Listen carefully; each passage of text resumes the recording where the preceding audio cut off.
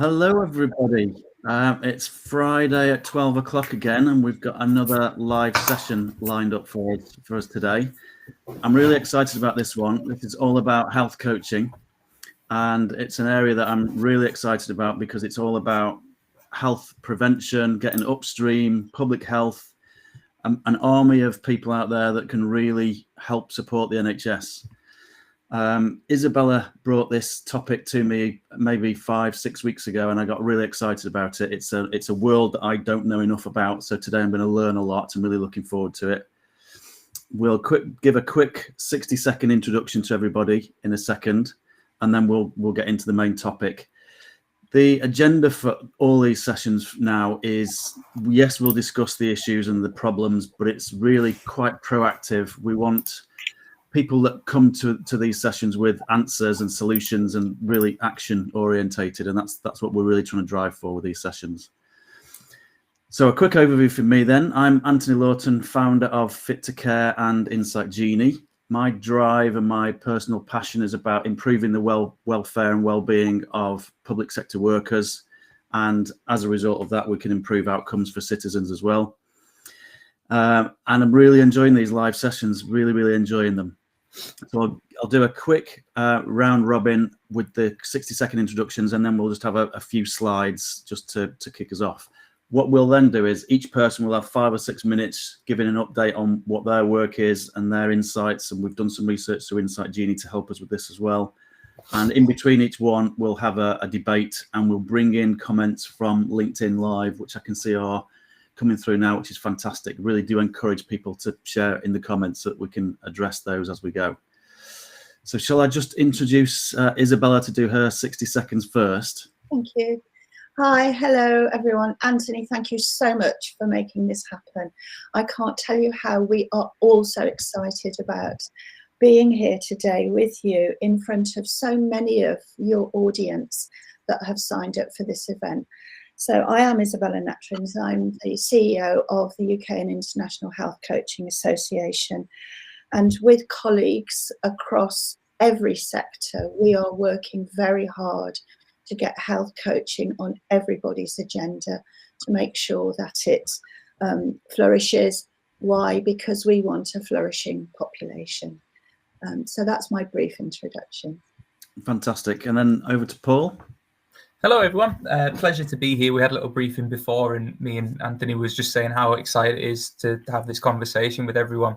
So my name's Paul. I'm a health and wellbeing coach, team leader based in Wakefield in a PCN, and also a qualified coaching supervisor, delivering coaching supervision to coaches that need it and like it, basically. Brilliant. And then Ollie. Yeah, hi folks. My name's Ollie Hart, and it's lovely to be here. I can see so many prominent people in the field of coaching in the chat already, so it's great to have this discussion. And what an honour to be on the stage. Thank you. So I'm a GP in Sheffield. I'm also a clinical director of one of the 1,000 primary care networks in the UK. And I've always in my practice believed in the role that people play in looking after themselves, alongside sometimes the things that we as doctors can do. But the prominence and the belief in people is so important. It's always featured in my career. So having the opportunity to develop those skills and start a company called Peak Health Coaching to try and help bring those skills into the UK, into the NHS and beyond has been fantastic. And I'm really looking forward to this conversation. Brilliant. We've got a bit of a connection problem with Adam. But as soon as he's back, I'll let him straight in and we'll let him do his quick intro. So let's just pull up these quick introduction slides to see if there's anything that we have forgotten. Sorry, I think Adam might be with us. Here he is. I just heard a bleep. Hello. Hi, Adam. Back. Hi, sorry, internet problems. I got kicked out just as it was about to start then. I'm not sure. No, brilliant. It's perfect timing. We've just done our 60-second introduction, so it's your turn just to do your 60-second intro, and then we'll get started with a few slides. Perfect. Okay, well, that was good timing then. Sorry about that. So my name's Adam Davis. I'm a regional lead and the pain support service lead at Pure Physiotherapy. So my background is from a physiotherapy background. I'm also a trained health coach and lead the social prescribing and our pain support services within Pure Physiotherapy, and we focus around health coaches leading that service. So yeah, great to be here. Brilliant. Thanks ever so much. Okay, so I'll just come back to the main slides. So we've just done our quick introductions. On to the next slide. So Isabella, I don't know if you can just give us a bit more background as to why you came to me with this whole topic and your background to it all. I absolutely can. Can I just say quickly that James Buckley can't be with us today. He is very disappointed. He's not very well. He sends his apologies, but we do have some thoughts from James that we'd like to share later on in the session. So that said, as you can see, I am the CEO. I'm also a registered health coach. The UK IHCA is a professional body, a leading professional body in the UK and internationally for health coaches. I would like to share what we do very briefly in the next slide, but at this point, I just would like to say that why am I here? Why are we here? Why is the association interested in this? Well, we are at a pivotal moment in healthcare.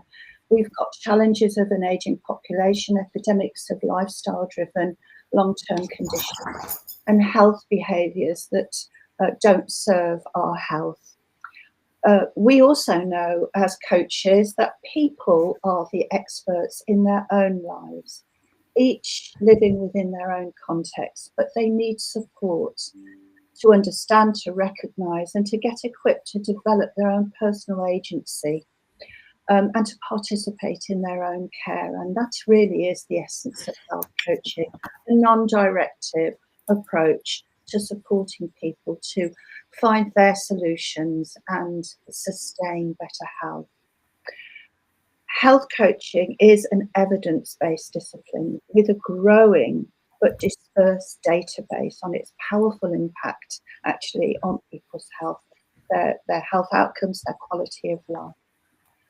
That support can be provided by skilled health coaches working with individuals and with groups and inside and outside the NHS, in neighbourhoods and communities, in workplaces, in places of education. At the UK IHCA, we are working to make this happen, to see this happen. We're not working alone. We're working every day with an increasing number of colleagues across the NHS and across different sectors, and especially with those colleagues that are here with us today. We are all working towards making this happen. So that's why we're here, that's why we're interested. And very briefly, Anthony, if you could just throw up the next slide. Yeah. And this is what we do. Now, I'm not going to go through all of this, but this is the stuff that we've been working on in the several years that we've been in existence. We are a professional body. We are self-regulating. We have a professional register. We are going for PSA, Professional Standards Authority, registration and regulation. They're an independent body answerable to Parliament. So, you know, we're proper people and we want to take this whole debate, whole discipline and professionalism in health coaching to the population that needs it. So I'll leave it there. So we're working hard, but we need your help. Fantastic. I just have to say we're getting some really, really good feedback in the chat already, which is great. This is by far the best event that we've had so far. So testament to you guys and already generating the passion out there. Lots of people in the chat saying great that this is happening and would like to get involved. So it feels like the start of this movement is well and truly underway. Who's going to kick us off with the first section? I think it's me, is it, Anthony? It is, yeah. Yeah, great. Thank you. Isabella's been organising us, so I'll leave. Yeah, lovely. Thank you. So we're held to 5 minutes each. So do buzz me if I go over my time. But so lovely. I mean, I think my brief is to talk about the shift in the NHS. We keep hearing Wes Streeting talking about his 3 big shifts, don't we? And this shift from reactive care to prevention. And what I know as a GP is prevention can be in 2 ways. You can look at it very medicalised. check more blood pressures, put people on more blood pressure medication, check more, your cholesterol, and treat people with statins. But I'm increasingly a believer in getting further upstream, and that prevention really starts with helping people to understand their condition themselves and to get more involved in looking after themselves. And I think that's led us on this journey that the NHS has been on for a while, actually, probably a few decades. It was really brought to the fore with the last 10-year plan in 2019, where they really focused on personalised care. And there was a really big focus on supporting self-management. So, how do we help people to look after themselves? Recognizing that people come, with all sorts of different contexts, often multiple conditions, and we have to be very careful to tailor our support. But, we as GPs are often... We're very evidence-based, as Isabella says, and we combine that with what we hear from patients and what we see works on the ground. We combine evidence with our own experience. And what the evidence shows us is actually, if we want good outcomes, particularly in long-term conditions, I think in the short-term acute conditions, you want someone to jump in and save you and rescue you. But most of what we're seeing in the NHS now is long-term conditions like diabetes, chronic mental health issues, chronic pain that Adam will talk about. These long-term conditions, actually, the evidence shows us the role the patient takes themselves is far more important than us as healthcare professionals. Although we've got our bit to play to diagnose and do tests and so on and help share information with people, what people do in their own lives day to day is what makes the biggest factor. I'll couch that in what they do in their social context. Their social context is really important. So the experiment the NHS has been on the last 5 years around building health coaches, building social prescribing link workers, care coordinators into our system, I feel has really enhanced our ability to get to the root cause of what will help us to prevent ill health. So it really turns out the patient is our biggest asset, and if we're not using our skills to enhance that asset, we're really missing a trick. And I know, like many other general practitioners, that primary care is crazy at the moment. We're absolutely overwhelmed with demand. It's the same in secondary care, and just doing the same thing again and again is not stemming demand. What I feel, from my personal view, and I think shared with many others, is that the only way we're going to stem demand is by helping to upskill patients themselves. And that's what's led me on my personal journey to health coaching, really. As a GP, I've always believed in it, and I've always sought out the skills that help us to support patients best. And having looked at many, many things, I've felt that health coaching really is the key answer. So myself and Tim Williams set up a company called Peak Health Coaching, another GP, Tim, and we set it as our mission, really, to try and build the skills and the capability in the system. So we teach, we train, we support, we collaborate. We're just in the field of trying to build the capability within the NHS, within society at large, within businesses, within organisations. I think we've all got a part to play in how we create this a healthy culture and a health creating community. So I can say a little bit more about our training later on if you like. We're glad to see that UKIHCI are setting up a practitioner membership, which we think is a great bridge to joining together approaches towards building health coaches in the NHS, working alongside the Personalised Care Institutes, and listening to the voices of health coaches from the front line. We've all got to work on this together. So let me stop there. I think I've gone up to my time, and I'm very happy to come back in to the conversation later on, but hand the baton on to the next person now. Okay, brilliant. I don't know if there's anything in the chat from LinkedIn that catches your eye, Ollie. The thing that catches my eye is that there's so many faces I know. It's lovely to see people like Joe Fleming, Pete Moore, Lee Vaughan, Katie, who's one of our health coaches in our network. We're lucky in our network. We employ we have 3 health coaches. We have 4 link workers, or sort of 5 or 6 actually before time equivalents. We've got care coordinators. So we've been really embracing this and experimenting with it. But it's a ship we're building it as we're flying it, aren't we? A plane we're building whilst we're flying. Yeah, absolutely. Ollie, quick question.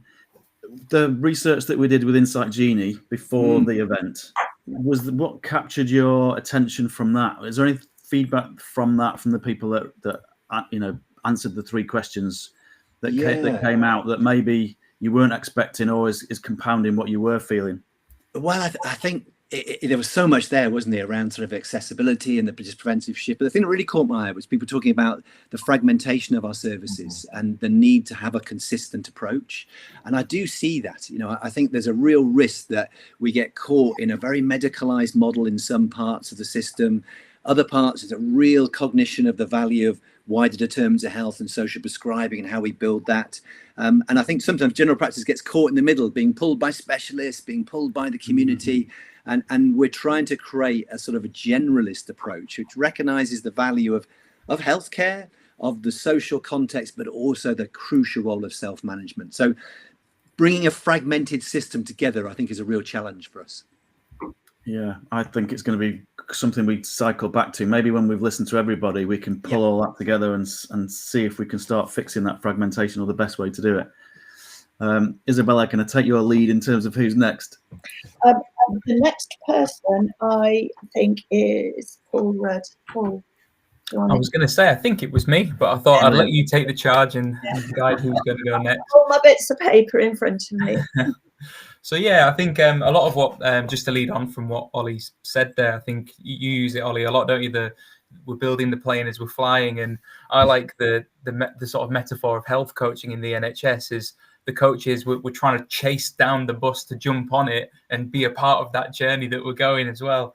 And I think I read one of the comments I've been just reading as you've been chatting, Ollie, and I think Juliet Jolly put in something really, really just something I live and breathe. The patient is often the expert in the room. And I think that's kind of the beauty of health coaching. It's really trying to, the biggest resource that everyone can use for their health is themselves. And I think a lot of people lack those knowledge, skills and confidence to do it. And a lot of people don't pause. A lot of people don't stop to think about themselves as the expert. This medicalized model that the NHS has been set up with, people are accessing primary care to get treated and get help. But really, we need to support people to look at how they can help themselves, because no matter what, that will be the best approach for them as well. They understand their health and well-being better than anyone. So yeah, I'm obviously a health and well-being coach and a team leader for our service. And I can see there's lots of health coaches joined. So I'm going to do my best to bring it to life, I guess, with experiences. So I can first, I guess, talk a bit about my experience, I guess, and the challenges and the successes as well. So I think I started in this PCN about 3-4 years ago now, and I was employed as myself as a team lead. I was team lead to myself. It's a bit of a strange concept. And we was building the health and wellbeing coach service within the wider context of the PCN. And obviously with that comes a lot of challenges. And I think hopefully it'll resonate with a lot of coaches on the call today that there still is a bit of a lack of understanding around health coaching and what's the benefits of health coaching for primary care. And I think that's been a real challenge, and still a challenge actually, of combating. And it's something I hear quite a lot from other coaches accessing supervision with myself and my other colleagues as well. I think the main successes that I've experienced is embedding coaching within the practices. And again, it can also be a challenge. I think many coaches are isolated where they might have to work across multiple GP practices, and it's trying to pop in every now and again. I'm still here. I'm still working in the background. And it can be really difficult. But one of the main successes we've had is putting coaches in GP practices and making them be as part of that team, the part of that culture of care, and attending practice meetings and having a voice, and also being, contributing to that voice as well.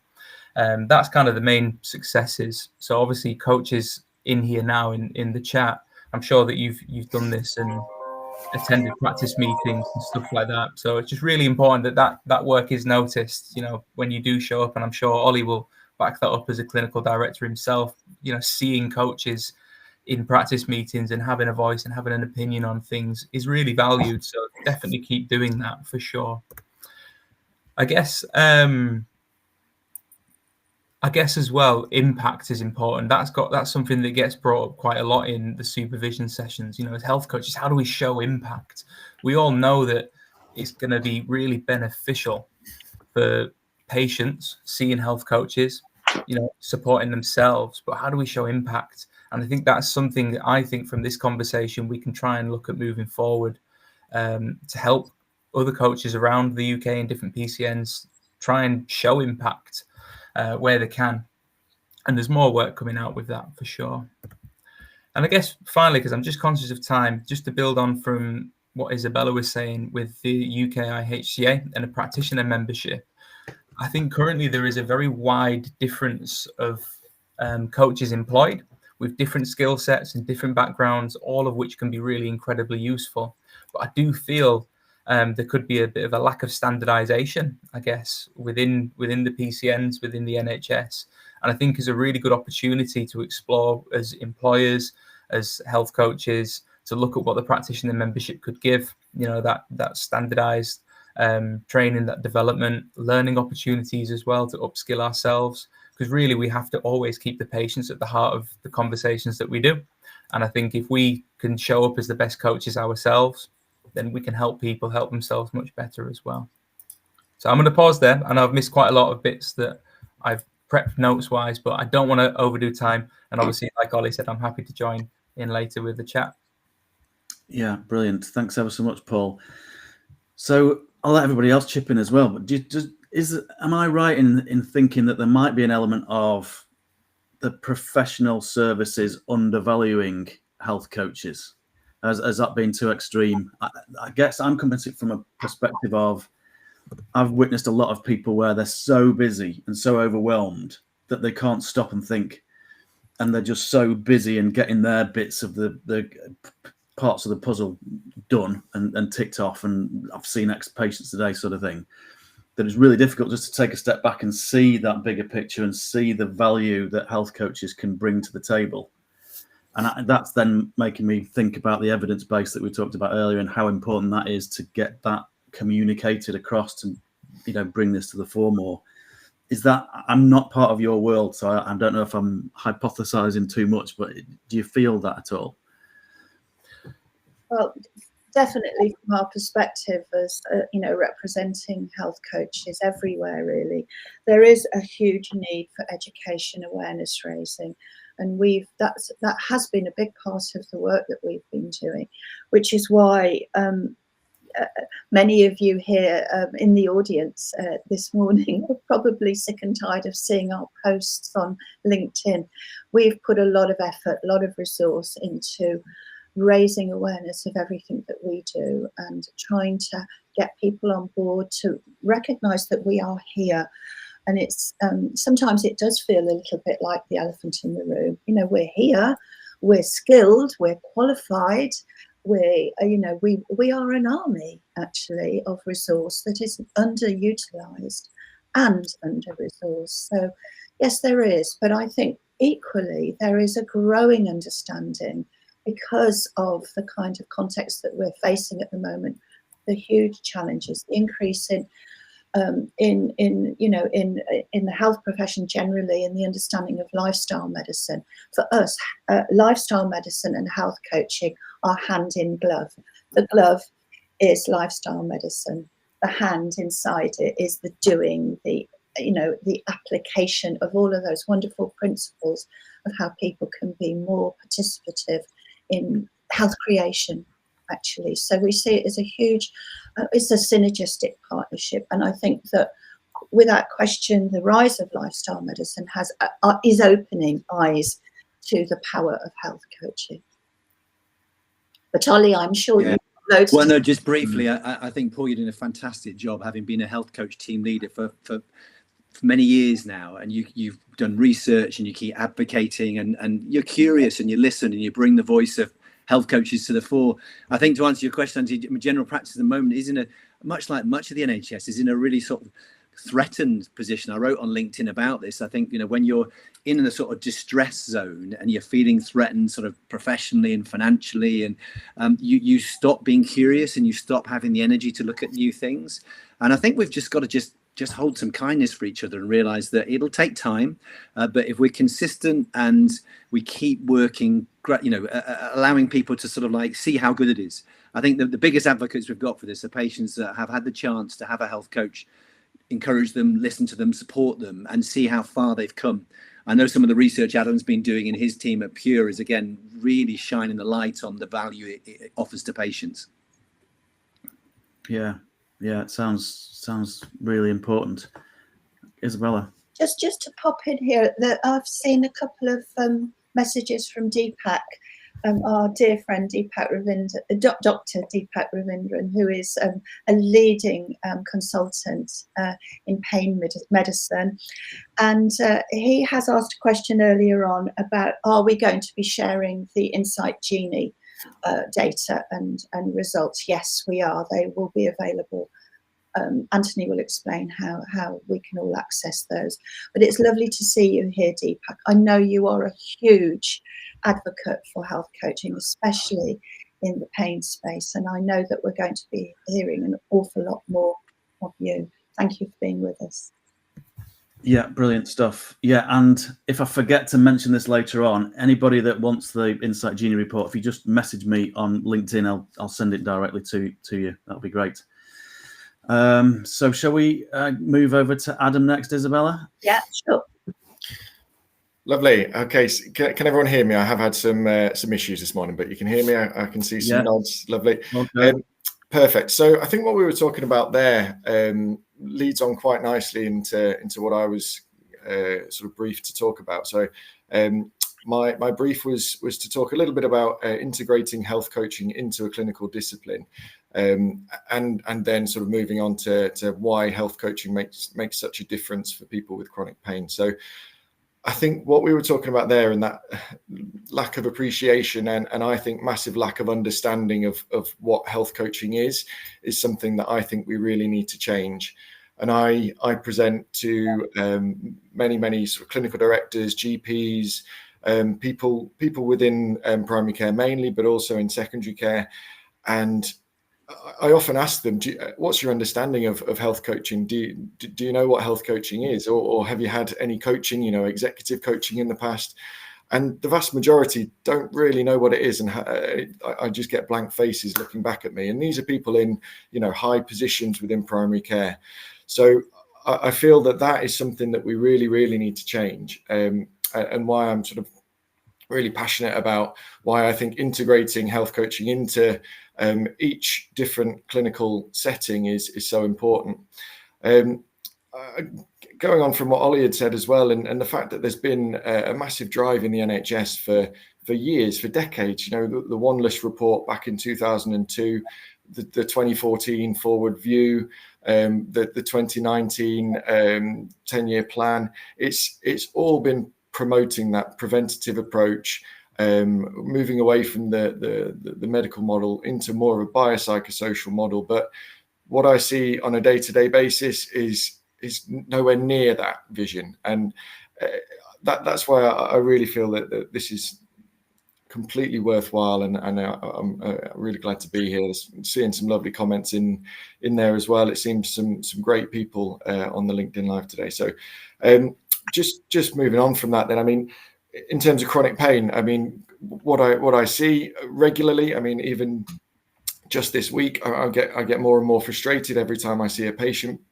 with these issues, because so many times they've been put on high-risk medications, they've had surgeries or interventions, been through physiotherapy on multiple occasions, and the wider picture has just not been explored at all. And these people are now sort of 10, 15 years down the line, and they still haven't really been introduced to the modern approach to managing chronic pain, and it really frustrates me.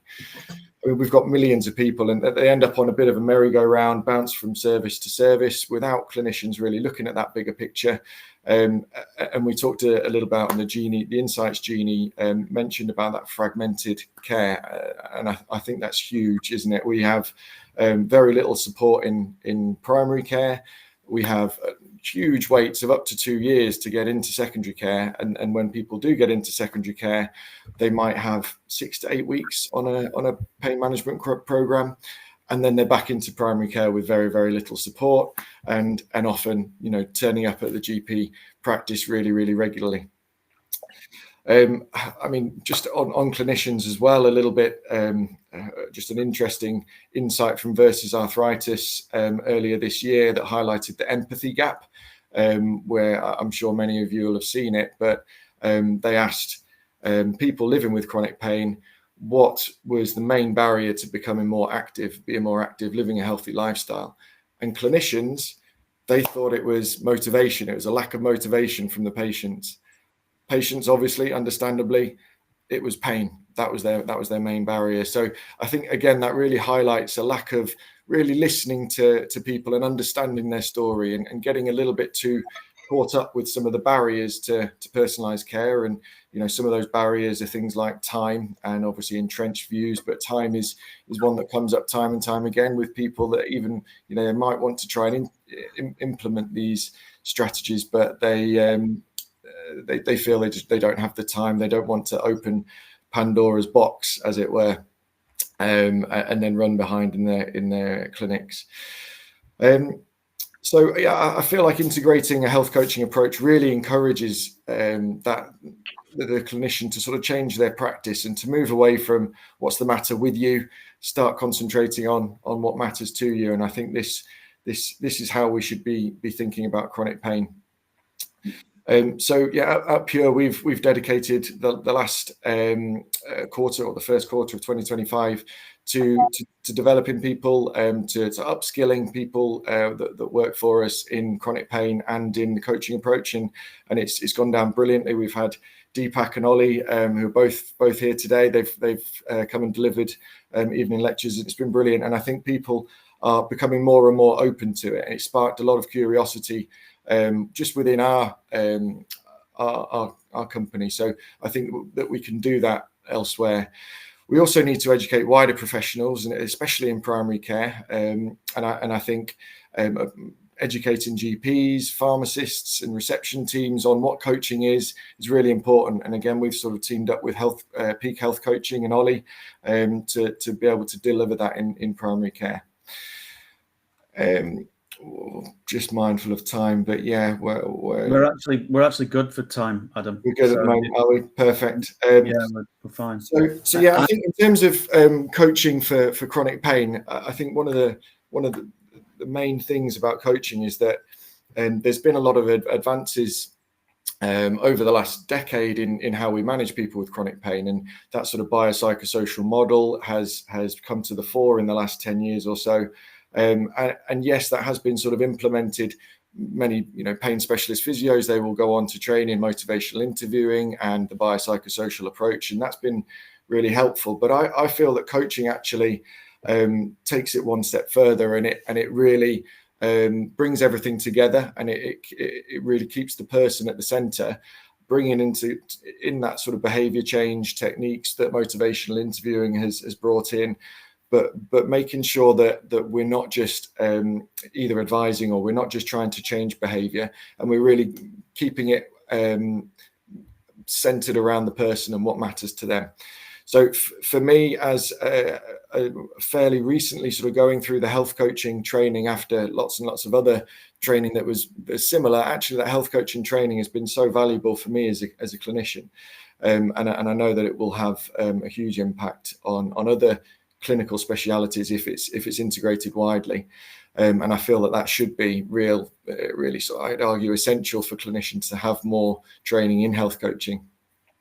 But what we've also demonstrated is that health coaches that aren't coming from a clinical background, health coaches that have trained in health coaching and then gone on to have our internal training in persistent pain and how to manage chronic pain, and the recent sort of advances in pain science, they are having such an unbelievable effect on people. We're taking people from being completely rock bottom to having the time to spend with them to work on what really matters to them and build goals that matter to them, and work with them over a period of time, and we're actually getting them back to doing what they want to do. And whether that's spending time with the kids, going out to watch their kids play football, or being able to go for a walk. And a lot of the people at the start of when they come to us are genuinely, they won't leave the house because they're so fearful of causing pain, and they've become really entrenched in this fear avoidance cycle. Where are we? So yeah, I mean, I think for me, it's absolutely crucial that we do take this this approach, and again, modern pain science advances really sort of focusing and highlighting on the impact that trauma, past trauma, depression, anxiety, but also sleep and activity levels and everything sort of that is encompassed with health coaching. That all is so important with chronic pain, and now people like Deepak, who are really highlighting that evidence. For me, health coaching ties it all together, and is the way that we can move forward with helping people with chronic pain in the UK and more widely. And I guess just to mention my sort of thoughts on the UK IHCA practitioner membership. Again, I think it's, as Paul said, just giving us a nice framework, giving us that standard across the board of people that are coming into coaching. I think it's great, the work, Isabella. I'm not bored of your posts at all. I think it's brilliant. You know, get it out there, get the word out there for coaching, because there's a real lack of understanding, and people don't understand how beneficial it can be for people with long-term conditions, and especially chronic pain. Yeah, brilliant. As I've been listening to everybody, I've had a few thoughts. So I'll just, if it's okay, Isabella, just share a couple of my thoughts as they've prompted. Yeah. And this one from Tracy as well made me think a little bit about this. I used to run a lot of the NHS Right Care long-term condition scenarios. And I don't know if many people are familiar with Right Care, but it's a little bit of the commissioning version of GIRFT. And to start with, sort of pre-2014, the focus was largely on data. So provide data and evidence to people and they'll change. And you were touching a little bit on behaviour change. And what we were finding was that data on its own actually wasn't generating the change. What we did with these long-term scenarios was we created some stories around typical patient journeys. So the typical pathway for this patient, wound care, Parkinson's, we did lots of them, is this. And we could see the pain of that journey and the pain on the impact of the families and how detrimental a suboptimal pathway was. And then we said, well, if we do it like this, and this is the optimal pathway, which is perfectly doable, look at the difference in the life of that patient and the life of their family members. It's just unbelievable. But we also then tied that story to the data and said, actually, if you do it the normal way, it costs 100,000. If you do it like this, which is massively beneficial to the life of them and the families, it's 50,000. It was typically half the cost of getting it right first time. And I'm just wondering if something like that we could use in this space, and we could capture a lot of that evidence around the benefits and the patient stories. So we bring it to life. It's not just evidence-based data, but commissioners and everybody can see, look at the difference that we make to these lives. It's amazing. So we found that really powerful, and I'm just wondering if we could apply it in this setting as well and do a lot of capturing of those patient stories. And maybe we could use Insight Genie for that. I mean, I'd be happy to help if we could do that. Brilliant. So I'll stop waffling now and let the professionals talk. Ali, I think you were first, and then Paul, and then Isabella. Yeah, again, I'll just brief. I think that the thing that always surprises me is how important the person's autonomy is in outcomes. You know, when you track out the pathways, once we start to tune into how in control does a person feel and how are we supporting that bit, it seems to trump everything else. You know, we used to think that it was around the right medication or, you know, the right bit of knowledge, right bit of information for them. And those things can be really important. But I think it's massively dwarfed by when you start to see a patient develop confidence and self-control and autonomy, everything else seems to slot into place. And what's combines across, you know, chronic pain, metabolic health, diabetes, and so on, mental health, is that when people develop their own autonomy and control, they tend to move down a non-medication pathway. They tend to go down the sort of lifestyle approaches, the self-management approaches, and they often come off medications. They come off opiate medication, they come off diabetes medication and put the diabetes into remission. So that's what I find really exciting, is that this is giving us a different trajectory for disease pathways that, to be honest with you, a few years ago we really didn't believe in. But I think now we've got really clear evidence that it's doable, and it's great. Yeah, Paul, I think you were next. Yeah, I mean, definitely. I'll just follow on from what you're saying there, because I think some of the most impactful sessions I've ever had with people is working with people in chronic pain.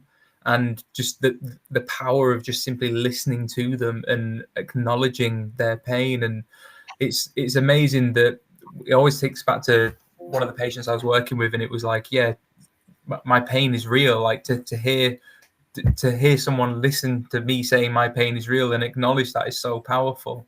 But yeah, I think the previous message, Anthony, that you put on there, I think, and leading on from what you said, I always like to think health coaches, we might speak a different language to many clinicians or many practice managers. You know, I think we bring that story. We tell them that how health coaching can support the individual and the changes that they make, those maybe subjective changes, how they feel. You know, I guess for me, to share my experience of that, the best sort of impact we've had is trying to combine the both of bringing a case study and bringing it to life, but then trying to combine that with some of the outcome data that we might have, whether it's using different validated wellbeing tools, maybe looking at different objective measurements like your blood pressure, your HbA1cs. But I think it's a nice combining the both, try and speak their language to get on board, to try and remove some of the barriers of the lack of understanding, I guess, of what health coaching can bring. But yeah, that was just my sort of experience, I guess. Yeah, absolutely. Another thought's popped into my head, but I'm guessing that Adam and Isabella want to pop in first. Go on, Isabella. I know you had your hand up. Oh my goodness, I've got loads here. First of all, just talking about data and impact data, I just want to, we have a comment in the chat from a colleague in an ICB who is a data analyst and with whom we are working as the association and with NHS Health and Wellbeing coaches in his patch, who raised their hands and said, we want help, we want to demonstrate this. So we are looking at creating a model for measuring impact data of health coaching in the NHS, and we're starting to pilot it with them at the moment. There is no funding for this, we are doing it because it needs to be done. And we're hoping that, well, we're aiming that when we do have the data, we will then go back to the National Institute of Health Research and say, now will you fund us to do this nationally? So I just wanted to make that point. The point someone made about health coach training for clinicians everywhere, absolutely so. We are not, as a professional body, just in the business of creating lots of professional health coaches. We're just as keen, as Ollie would agree, that every clinician needs some health coaching skills, whether they then want to go on to become registered health coaches is another question. But we have an increasing number of clinicians of all levels, doctors, nurses, consultants, surgeons, physiotherapists, you name it, we've got them. They're coming in. They're coming in either through full health coaching training or through a portfolio route that recognises their background and experience. And increasingly, we will be welcoming NHS health and wellbeing coaches with, that have done their 4-day training and plus a bit into the practitioner membership that we are launching actually tomorrow. So we're very excited about that. There'll be more information coming out about that. The thing about stories, very, very timely. I have spent a wonderful hour this morning with one of the attendees to this session, Chris Freer, who has shared with me his story and his passion for wanting to get up and tell people, what they can do for themselves. So I completely endorse that. But I also think that we can, in terms of data and in terms of pathways, it's not just about primary care. Some little while ago, Dr. Penny Kehayoglu, who's a consultant clinical oncologist, and myself wrote a little piece for NHS England to go in their rag, if you will, about how health coaches can support patient-initiated follow-ups and the kinds of impact that can have upstream, downstream, but particularly for patient autonomy and an understanding of where they are in their own condition. Ruby Howarth, I've seen a little note from her saying she's a pharmacy student and feeling a little bit frustrated because she would like to engage with health coaching. It's coming, Ruby. We are working with a university to incorporate health coaching into the M Farm. That news of that will be coming. We've some work to do, but they're absolutely on board. It's coming from them. It's coming from your professions. So we're excited about that. Is there anything else I can say from the chat? Oh, I wanted to mention Emma Stewart Adams, Seawood Adams, I think, who has told us about her community program, 6 health coaches and social prescribers, 50 patients on a walk. They've worked very hard to get this established in their PCN. I think that's wonderful. I think we're going to be seeing many, many more of these community-led initiatives of people in the community who want to get some health coaching skills. Ollie, I have an idea about that. I think I messaged you this morning. I have a plan. I'd love to see more peer support, that where they're doing it in a confident way. And so well done to you. And I just want to shout out to Jo Fleming, who I know is in this call from Leamington PCN. She is one of our ambassadors, and she is doing something very similar in Leamington. So there are pockets everywhere, people, of this wonderful data. I have an ambition with this group that we will pull it all together and put it in one place so that health coaching, evidence and impact is not everywhere and nowhere. It's in one place where people can go and look at the data. Fantastic. Can I pick up on just a couple of things there, just because they're very relevant? I think, yeah, it's interesting that Ruby, the pharmacy student, I picked that out as well, that she said that she think they're being told that health coaching skills are too advanced, which I think is really a real dilemma to get round in that, the NHS trains health coaches in 4 days. There's the Personalised Care Institute approves a 2-day course, which is enough to build skills into people's everyday working. And so they're not massively technical to get hold of. It's a bit like some of these it's a bit like playing chess. It doesn't take much to learn the rules, but it can take a lifetime to master them and to kind of really work out how to tailor it to an individual. But we can do that as an organisation if we support people and supervise people and develop people. So it shouldn't be seen as out of the reach of anybody. We should all have health coaching skills. And I really like what Isabella's saying there about people with lived experience being great to train up as health coaches. Pete Moore on the call is reminding us that the kind of almost coaching started with the expert patient program back in the early 2000s. And I can see we've got Lee here, who's a fantastic lived experience health coach. And I'm sure, Paul, in your setting, you've got lots of people who bring lived experience to the table, and having the coaching skills as well is a real enabler, I think. Yeah, 100%. And I mean, just to build on the topic, like you said, about health coaching, maybe too advanced. I think for me, obviously receiving referrals from clinicians, whether it's practice nurses, doctors, honestly, from the conversations and good relationships I've built within our network, I kind of say to them, like, please don't underestimate the power of one good question. You can plant that seed. And, when you factor in looking at things like the trans-theoretical model of change, some people might not be there yet. Some people might not be aware. If you're the referring clinician and you can just ask one really powerful question, mainly centered around their why, or what could that give you, it might just be enough to nudge them further on that stage of change, so that then they can really feel, actually, I can make a difference. I am in control. I am resourceful. And then also it makes our job a little bit easier. But it is, I always say, never underestimate the power of one really powerful question. Brilliant.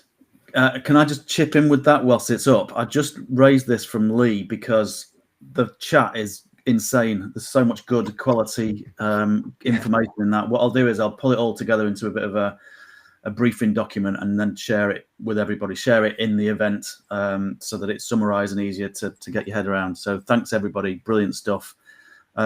Looks like Tim's been sharing a massive amount of stuff as well, and that's really useful from Lee. So I'll summarise all that together. Back to you, Isabella. Oh, thank you. I just wanted to really revert back to James Buckley, who can't be with us. He has sent me some notes. He is part of the working group that have these, you know, we here today are all part of the same group. And he has sent me some notes from his perspective. James is head of health and wellbeing for the workforce at a major trust, as you've seen in the introductory slide. He wanted, his perspective is, I think we're very, very fortunate to have James on board from a slightly different perspective. So he is not a health coach. His staff are not health coaches yet, but he would like them, you know, to upskill and to, you know, actually embrace those skills within their skill set. His staff, of some 70, I believe, look after many thousands of NHS staff in his area. And we know the story about the state of health, the struggle that NHS staff have at the moment with the overwhelm, and certainly following COVID, and you know, the crisis really in staffing in NHS and their health. So James has just given me some bullet points which I'd love to share with you. So he sees sickness absence in the NHS and the wider workforce availability a huge challenge. It puts additional pressure on bank spend, on the staffing levels, and of course impacts very much on clinical care pathways. The prominent model, James says, focuses around providing a host of services and programmes and interventions that are aimed at improving health and well-being. But there's little consideration for individual capability, people's motivation, or their capacity really to reap the rewards and the benefits from the programmes that exist. And he's talking from an employer's perspective here. A health coaching model, he feels, presents an opportunity to build agency and autonomy, the two things that we've been saying again and again this morning, right at the very heart of the health coaching approach. But it also presents the leadership challenge, both in modelling behaviours and having access to the resources that leaders require in the NHS. There's no question that if we can engage leaders in the NHS with understanding the power of health coaching, experiencing it themselves, that, you know, you cannot unlearn what you've learned. And I have personal experience of working with leaders who have completely changed how they do things, both for their own health and for their staff. So it works. And finally, James is saying wellbeing often sits within HR or organisational development with limited examples where there's actually a dedicated resource. So where there is a focus on it, there's little consistency in the modality, the opportunity to upskill the existing workforce or to remove the challenges or perceptions as part of that it's a punitive measure of some kind, or simply just to tackle sickness instead of that proactive idea of health prevention, which, come on, let's face it, if we don't stop people falling into the river, we're not going to do very much about them, pulling them out the other end when they're struggling and drowning, as it were. He believes that the gap that health coaching can support in professionalising a workforce tasked with supporting workforce well-being is wonderful.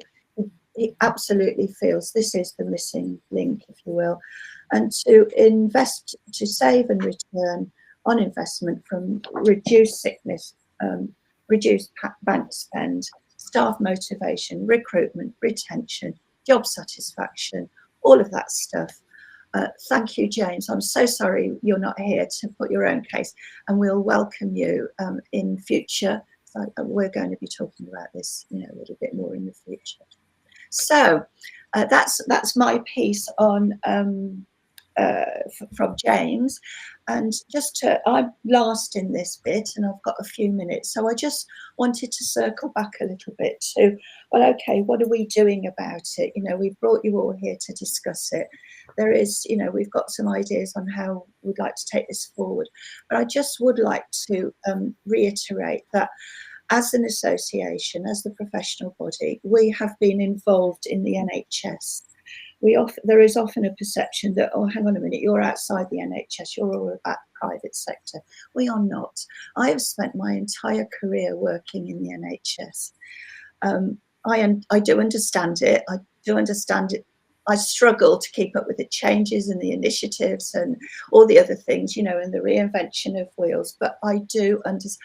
Our team understands it, and we are passionate about supporting the NHS because that is the front line of healthcare going forward.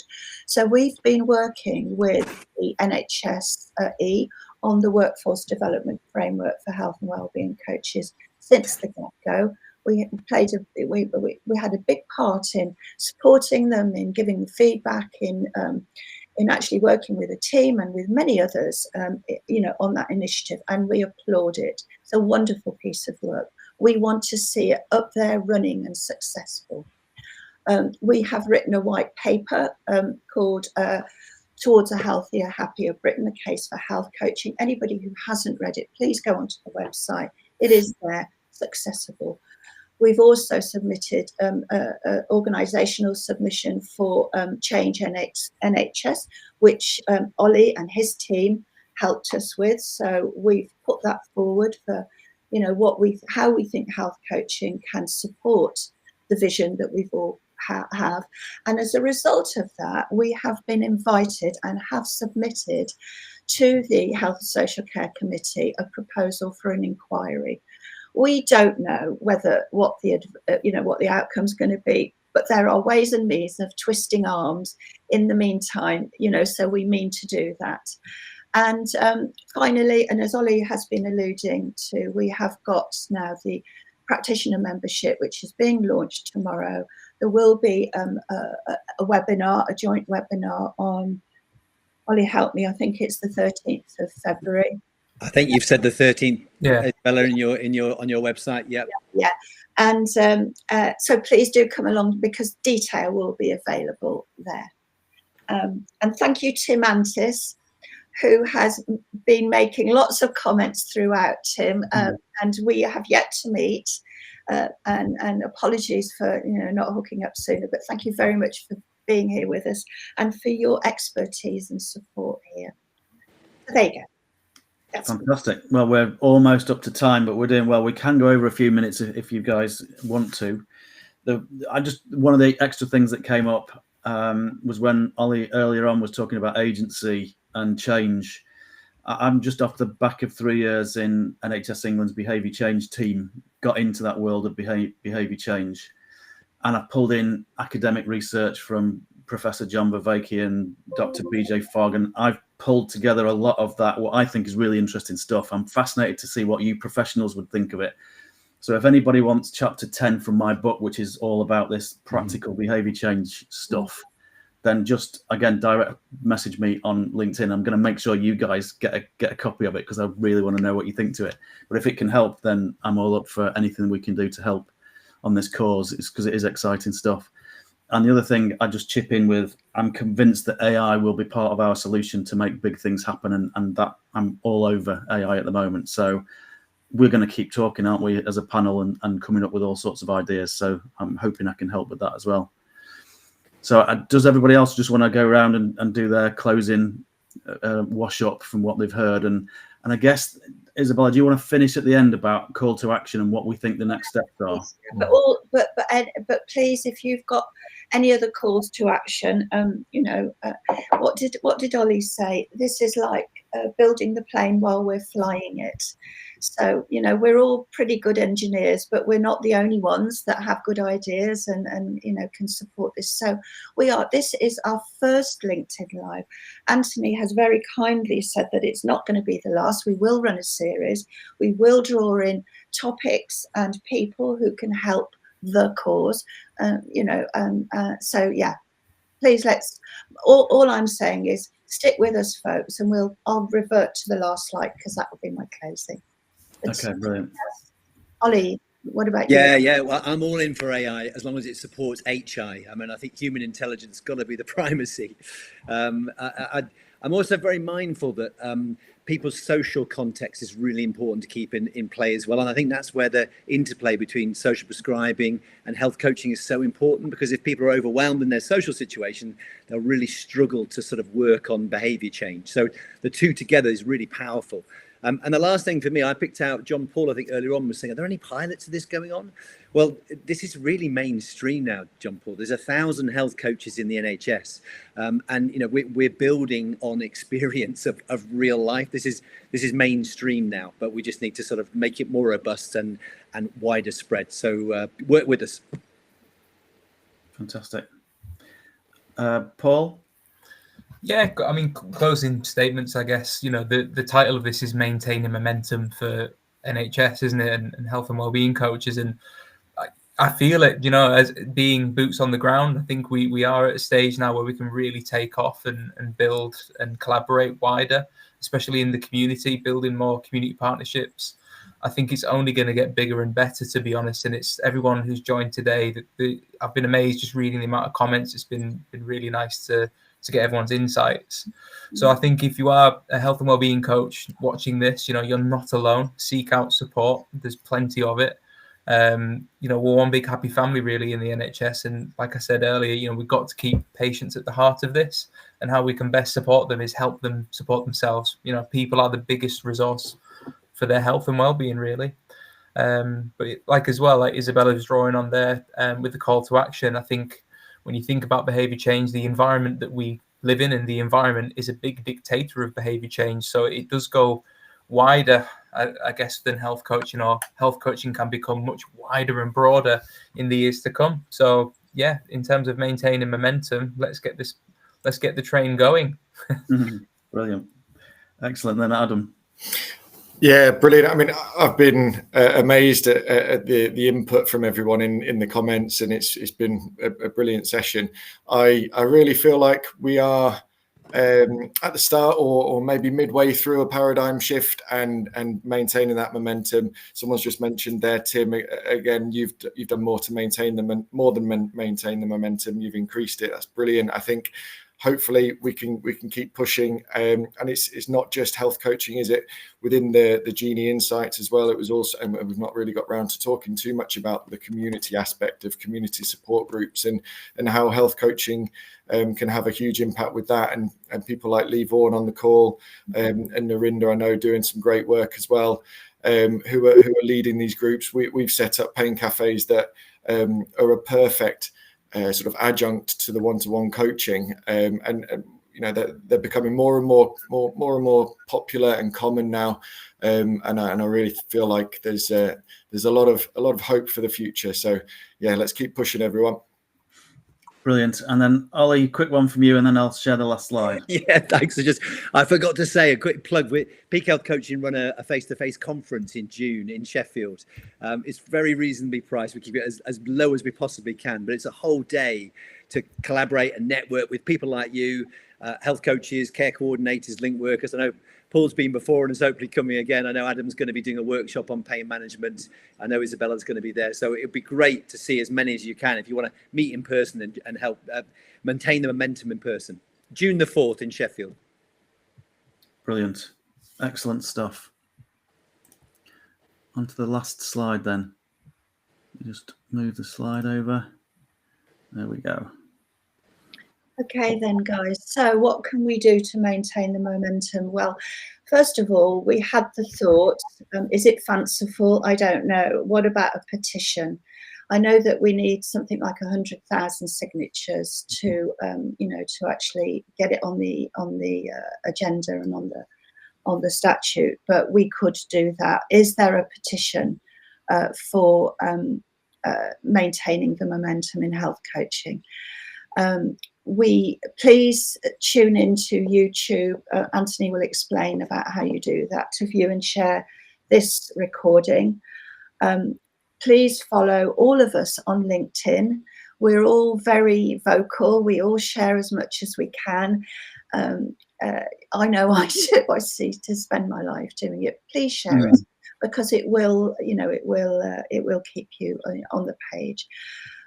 Please register for future maintaining the momentum LinkedIn lives. Please look out for them. We will be looking at the feedback from Insight Genie, which I've pulled up here. What I can say, and I've highlighted stuff, it's not time to talk about it, but we love it. I love it. I've read this, and everybody is on this page. All of the comments are on the same page as this group and this movement. So thank you for sharing that. And I think it's a powerful document that we need, Anthony, to find some way of putting out there into space to share with everybody, really. So really, that's my wrap up. I'd love encourage everybody to come along to Ollie and Peak Health's conference. It's an excellent event. It's focused particularly on the things that are interesting to us. I know that we're going to be following up. I've just seen Peter Moore letter to your MP. Lovely. We are going to be following up with the powers that be as a group. Whether we have a petition or not, I would love to start one. Let's see where that takes us. But we're only at the beginning, people, and we've got some good backers now, haven't we, Ollie? From from what I call the glitterati of the health space, which we perhaps haven't had before. But there is a paradigm shift happening. There is a tidal wave coming, and we are ahead of the curve in this group and on this event.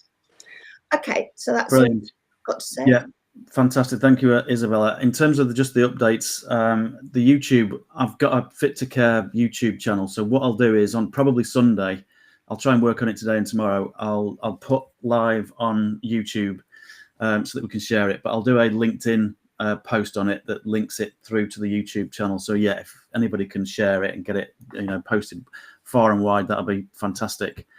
And then we'll keep everybody abreast on LinkedIn, and I'm sure it won't be too long before we set another one of these up. Thanks ever so much for everybody that's participated. It's been really, really good.